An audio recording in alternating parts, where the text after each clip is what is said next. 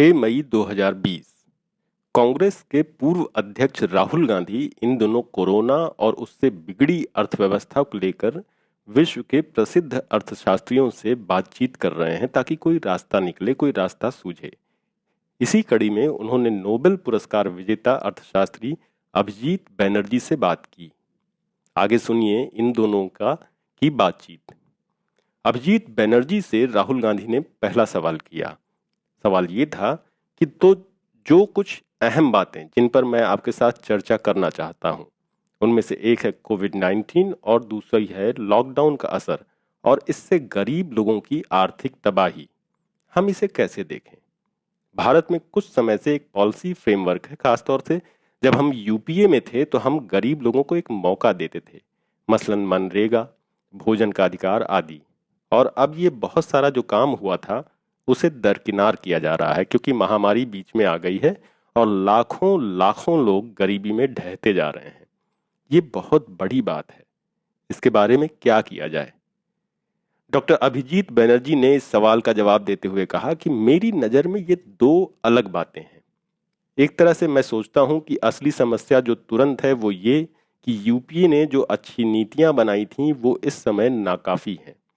सरकार ने एक तरह से उन्हें अपनाया है। ऐसा नहीं है कि इस पर कोई भेदभाव वाली असहमति थी। ये एकदम साफ है कि जो कुछ भी हो सकता था उसके लिए यूपीए की ही नीतियां काम आती।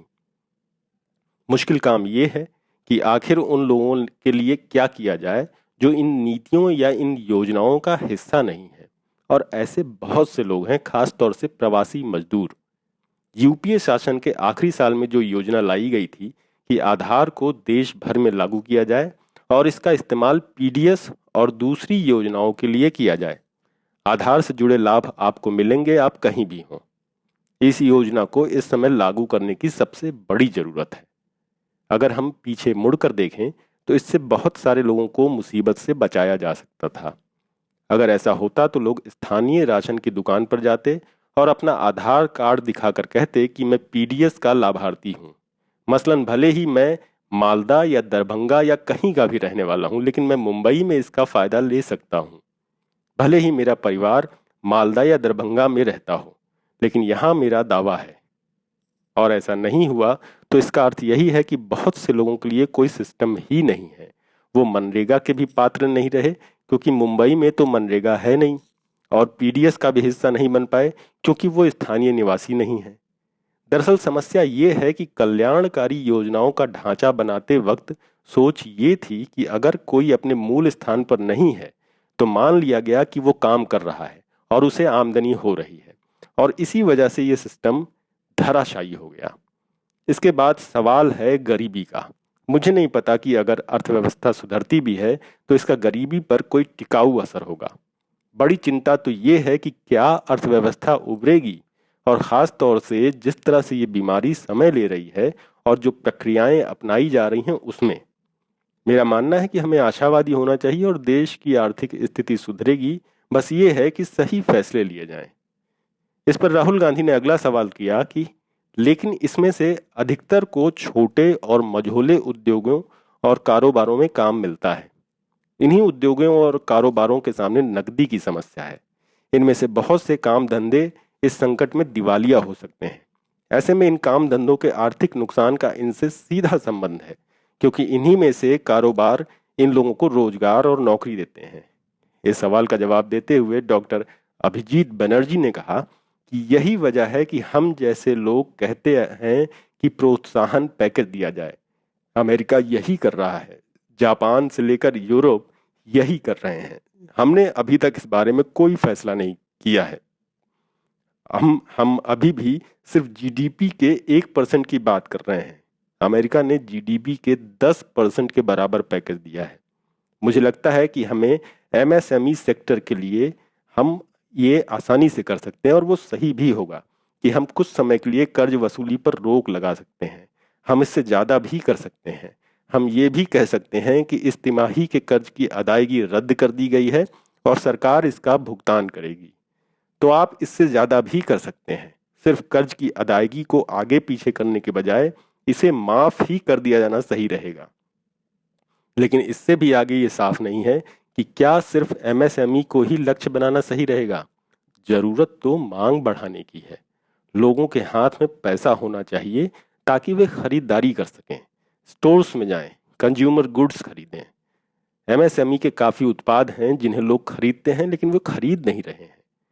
अगर उनके पास पैसा हो और आप पैसे देने का वायदा करो तो ये संभव है। पैसा है नहीं, अगर आप रेड जोन में हो या जहां भी लॉकडाउन हटाया जा रहा है तो आपके खाते में 10,000 रुपए हैं तो आप खर्च कर सकते हो। अर्थव्यवस्था को उबारने के लिए खर्च कराना सबसे आसान तरीका है, क्योंकि इससे एमएसएमई के हाथ में भी पैसा आएगा, वे भी खर्च करेंगे और इस तरह से एक चेन बन जाएगी। इस पर राहुल गांधी ने अगला सवाल पूछा कि यानी हम एक तरह से न्याय योजना की बात कर रहे हैं, यानी डायरेक्ट कैश ट्रांसफर जो लोगों तक सीधे पहुंचे।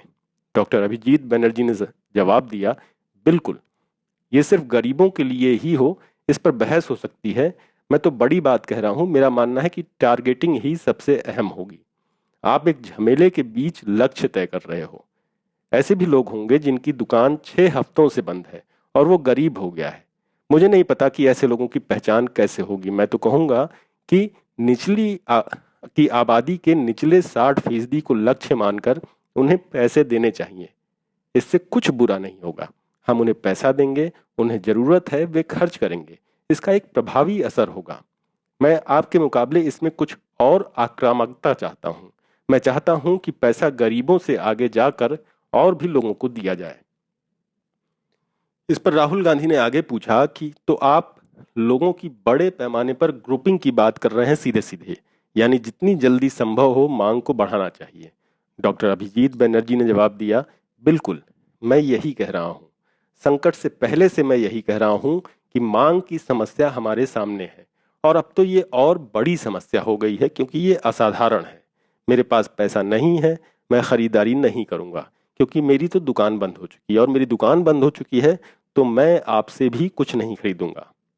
आगे राहुल गांधी ने पूछा, मुझे लगता है कि आप कह रहे हैं कि जो भी करना है उसे तेजी से करने की जरूरत है।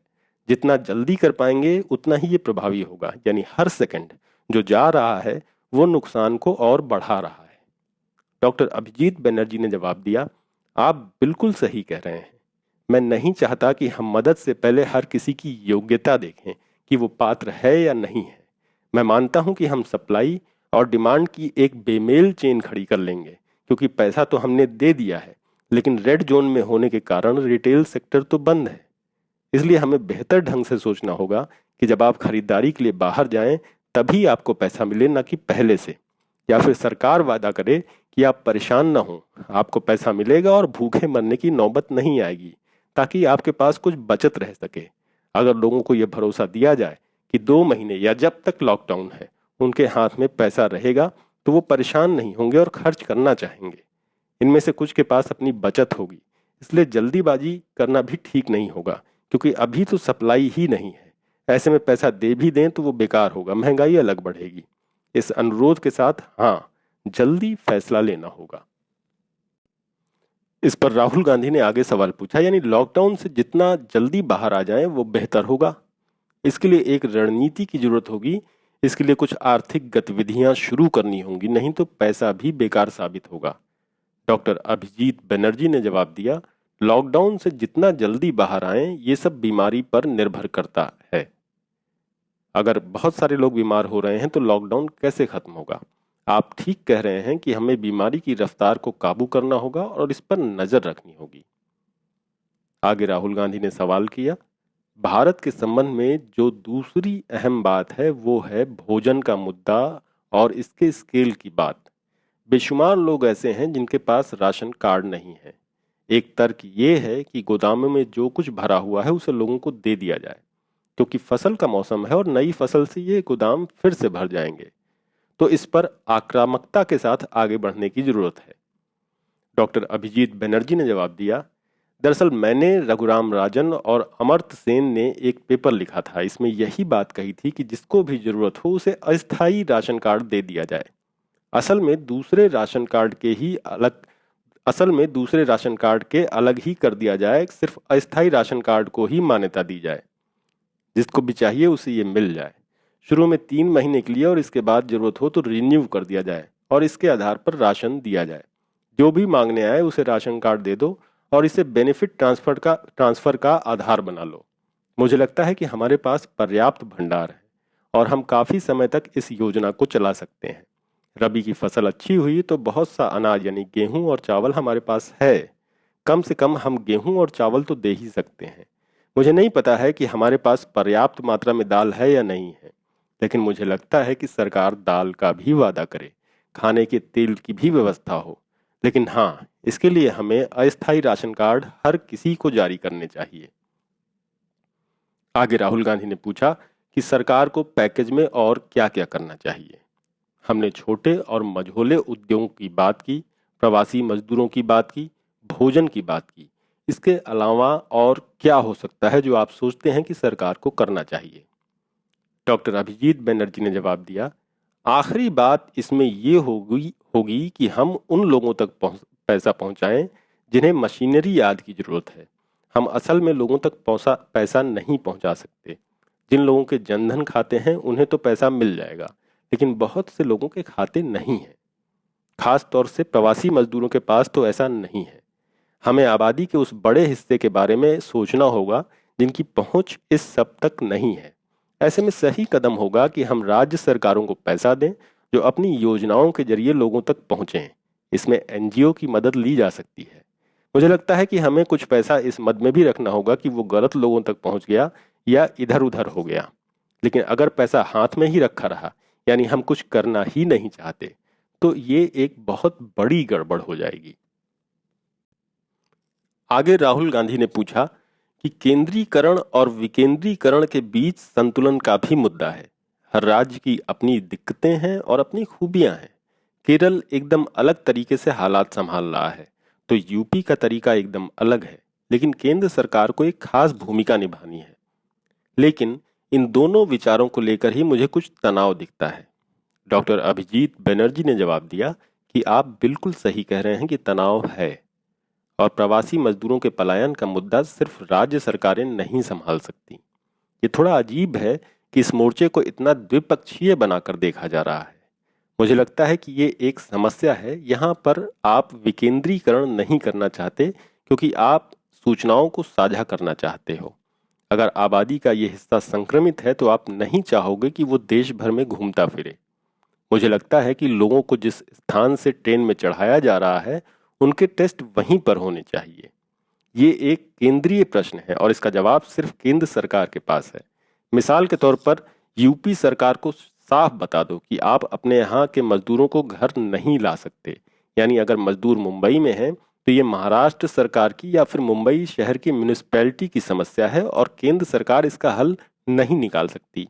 मुझे लगता है कि आप सही कह रहे हैं, लेकिन फिलहाल इस पर आपकी क्या राय है? ऐसा लगता है कि इस समस्या का कोई हल नहीं है, लेकिन लंबे समय में देखें तो संस्थाएं मजबूत हैं। लेकिन फिलहाल तो ऐसा नहीं हो रहा है जो हम कर सकते हैं। इस पर राहुल गांधी ने आगे बोला कि मुझे लगता है कि आपको विकल्प तलाशने होंगे। जितना संभव हो विकेंद्रीकरण हो। मुझे लगता है कि स्थानीय स्तर पर इनसे निपटा जा सकता है, जो कि अच्छी बात है। सोच ये होनी चाहिए कि जो चीजें जिला स्तर पर या राज्य स्तर पर संभल सकती हैं उन्हें अलग कर देना चाहिए। हाँ, बहुत सी चीजें हैं जिन्हें कोई जिला कलेक्टर नहीं तय कर सकता, जैसे कि एयरलाइंस या फिर रेलवे आदि। तो मेरा मानना है कि बड़े फैसले राष्ट्रीय स्तर पर हों, लेकिन स्थानीय मुद्दों पर फैसले जैसे कि लॉकडाउन उसे राज्य सरकारों के विवेक पर छोड़ना चाहिए। राज्यों के विकल्प को अहमियत मिले और राज्य तय करें कि वे क्या कर सकते हैं और क्या नहीं कर सकते। और जब जोखिम राज्यों पर आएगा तो वे इसे बेहतर तरीके से संभाल सकेंगे। लेकिन मुझे लगता है कि मौजूदा सरकार का नजरिया अलग है। वे चीजों को अपने नियंत्रण में रखना चाहते हैं। वे चीजों को देखते हैं और उसका केंद्रीकरण कर देते हैं। ये दो नजरिए हैं। मुझे नहीं लगता कि इसमें से कोई गलत या सही है। मैं तो विकेंद्रीकरण का पक्षधर हूँ। डॉक्टर अभिजीत बनर्जी ने जवाब दिया, मैं सोचता हूँ कि मैं क्या करता। जो कुछ भी पैसा मेरे पास है उसके आधार पर कुछ अच्छी योजनाओं का ऐलान करता कि ये पैसा गरीबों तक पहुंचेगा और फिर इसका असर देखते हुए इसमें आगे सुधार करता। मुझे लगता है कि हर राज्य में बहुत से अच्छे एनजीओ हैं जो इसमें मदद कर सकते हैं। जैसा कि आपने कहा कि जिला मजिस्ट्रेट के पास भी कई बार अच्छे आइडिया होते हैं। हमें इन सब का फायदा उठाना चाहिए। राहुल गांधी ने अगला सवाल पूछा कि क्या कुछ दूसरे देशों में कुछ ऐसे अनुभव आपने देखे जिनसे हमें फायदा हो सकता हो? डॉक्टर अभिजीत बनर्जी ने जवाब दिया कि मैं आपको बताता हूं कि इंडोनेशिया इस वक्त क्या कर रहा है। इंडोनेशिया लोगों को पैसा देने जा रहा है और ये सब कम्युनिटी लेवल पर फैसला लेने की प्रक्रिया के तहत हो रहा है। यानी कम्युनिटी तय कर रही है कि कौन जरूरतमंद है और फिर उसे पैसा ट्रांसफर किया जा रहा है। हमने इंडोनेशिया की सरकार के साथ काम किया है और देखा है कि केंद्रीकृत प्रक्रिया के मुकाबले ये कहीं ज्यादा सही प्रक्रिया है। इससे आप किसी खास हित को सोचे बिना फैसला लेते हो। यहाँ स्थानीय स्तर पर लोग ही तय करते हैं कि क्या सही है। मुझे लगता है कि ये ऐसा अनुभव है जिससे हम सीख सकते हैं। उन्होंने कम्युनिटी को बताया कि देखो, पैसा है और इसे उन लोगों तक पहुंचाना है जो जरूरतमंद है। इमरजेंसी में ये अच्छी नीति है क्योंकि कम्युनिटी के पास कई बार वो सूचनाएं और जानकारियां होती हैं जो केंद्रीकृत व्यवस्था में आपके पास नहीं होती। आगे राहुल गांधी ने पूछा कि भारत में तो आपको जाति की समस्या से दो चार होना पड़ता है क्योंकि यहाँ पर तो असरदार जातियां पैसों को अपने तरीके से इस्तेमाल कर लेती हैं। डॉक्टर अभिजीत बनर्जी ने जवाब दिया कि हो सकता है, लेकिन दूसरी तरफ आप इसे रोक भी सकते हैं। ऐसे में मैं कुछ अतिरिक्त पैसा रखूंगा ताकि गांव के पात्र लोगों तक ये पहुंच जाए, बिल्कुल उसी तरह जैसा कि आप कह रहे हैं कि पीडीएस मामले में हो। यानी इसे एक सिद्धांत बना लें। इस तरह से इससे बचा जा सकता है। लेकिन आप लोगों तक पैसा पहुंचाने से अधिक किए जाने की बात कर रहे हैं। कुछ लोगों के जनधन खाते हैं और कुछ के नहीं है। कुछ लोगों का नाम मनरेगा में है। ये एक और तरीका है लोगों तक पहुंचने का। कुछ के पास उज्ज्वला है, कुछ के पास नहीं है। एक बार आप अपनी लिस्ट देखिए और आपको पता चल जाएगा कि लाखों लोग इससे वंचित हैं। तो फिर इन तक लाभ कैसे पहुंचाया जाए? हाँ, एक बात साफ है कि स्थानीय प्रशासन के पास पैसा होना चाहिए जो लोगों की पहचान करके उन्हें लाभ दे सके। मैं आपसे सहमत हूं कि प्रभावी जातियां इसका फायदा उठा सकती हैं। हमने इंडोनेशिया में भी ऐसी ही आशंका की थी, लेकिन ये बहुत ज़्यादा बड़ी नहीं थी। मुझे लगता है कि हमें कोशिश करनी चाहिए, ये जानते हुए भी कि इसमें कुछ तो गड़बड़ होगी ही। अगर कोशिश नहीं करेंगे तो इससे भी ज़्यादा बड़ी दिक्कत होगी। राहुल गांधी ने कहा कि यानी हिम्मत से आगे बढ़ें, जोखिम उठाएं क्योंकि हम बहुत खराब स्थिति में हैं। डॉक्टर अभिजीत बनर्जी ने जवाब दिया कि जब आप मुसीबत में हों तो हिम्मत से ही काम लेना चाहिए। आगे राहुल गांधी ने पूछा, आपको क्या लगता है, मानो अगर अब से 6 महीने में ये बीमारी खत्म हो गई तो गरीबी के मोर्चे पर क्या होगा? इसका बुरा प्रभाव क्या होगा? लोग दिवालिया होंगे। हम इस सब से मीडियम टर्म में कैसे निपटें? डॉक्टर अभिजीत बनर्जी ने जवाब दिया, देखिए, यही सब जो हम बातें कर रहे हैं, मांग में कमी का मसला है। दो चिंताएं हैं। पहली कि कैसे दिवालिया होने की चेन को टालें। कर्ज माफी एक तरीका हो सकता है जैसा कि आपने कहा। दूसरा है मांग में कमी का, और लोगों के हाथ में पैसा देकर अर्थव्यवस्था का पहिया घुमाया जा सकता है। अमेरिका में बड़े पैमाने पर ऐसा हो रहा है। वहां रिपब्लिकन सरकार है जिसे कुछ फाइनेंसर चलाते हैं। अगर हम चाहें तो हम भी ऐसा कर सकते हैं। वहां समाजवादी सोच वाले उदारवादी लोगों की सरकार नहीं है, लेकिन ऐसे लोग हैं जो वित्तीय क्षेत्र में काम करते रहे हैं। लेकिन उन्होंने फैसला किया कि अर्थव्यवस्था बचाने के लिए लोगों के हाथ में पैसा देना होगा। मुझे लगता है कि हमें इससे सीख लेनी चाहिए। आगे राहुल गांधी ने पूछा कि इससे विश्व में सत्ता संतुलन में भी कुछ हद तक बदलाव की संभावना बनती है। ये भी साफ ही है। आप इस बारे में क्या सोचते हैं? डॉक्टर अभिजीत बनर्जी ने जवाब दिया, मुझे इटली और फ्रांस जैसे देशों की ज़्यादा चिंता है, खासतौर से इटली की, जहां की हालत बहुत खराब है और इसके लिए कुछ हद तक सरकार जिम्मेदार है क्योंकि वहां की सरकार कुछ खास लोग नहीं चला रहे हैं। नतीजतन स्वास्थ्य सेवा बिल्कुल चरमराई हुई थी। अमेरिका ने एक राष्ट्रवादी नजरिया अपनाया है जो कि दुनिया के लिए सही नहीं है। चीन का उभार उसके लिए खतरा है और अगर अमेरिका ने इस पर प्रतिक्रिया देनी शुरू कर दी तो इससे अस्थिरता का खतरा बन जाएगा, जो सबसे चिंताजनक बात है। आगे राहुल गांधी ने पूछा, यानी मजबूत नेता इस वायरस से निपट सकते हैं और ऐसा समझाया जा रहा है कि सिर्फ एक आदमी ही इस वायरस को मात दे सकता है। डॉक्टर अभिजीत बनर्जी ने कहा कि ये घातक होगा। अमेरिका और ब्राजील दो ऐसे देश हैं जो बुरी तरह अव्यवस्था का शिकार हैं। यहाँ दो दो कथित मजबूत नेता हैं और ऐसा दिखाते हैं कि उन्हें सब कुछ पता है। लेकिन वे हर रोज जो भी कहते हैं उस पर हंसी ही आती है। अगर किसी को मजबूत नेता के सिद्धांत में भरोसा है तो उन्हें इस बारे में एक बार फिर से सोचना चाहिए।